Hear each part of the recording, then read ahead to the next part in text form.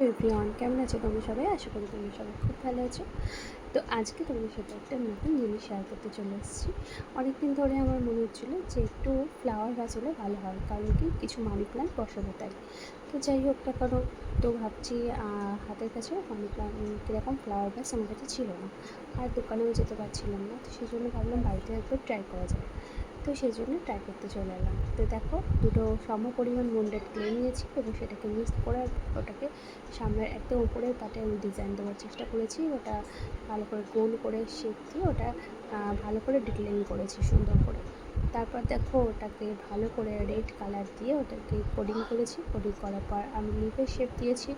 আর just temporary কিন্তু কাজ করার চেষ্টা করেছি, খুব ডিটেলিংয়ে কাজ আমি কিন্তু করিনি।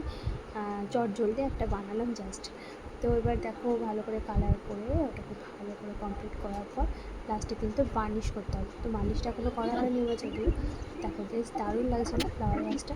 একেবারে 20 মিনিটের মধ্যে কিন্তু আমার এই ফ্লাওয়ার গাছটা তৈরি হয়ে গেলো। তোমরাও এরকম ট্রাই করতে পারো। কেমন হয়েছে অবশ্যই জানিও। টাটা, সবাই খুব ভালো থেকো, সুস্থ থেকো।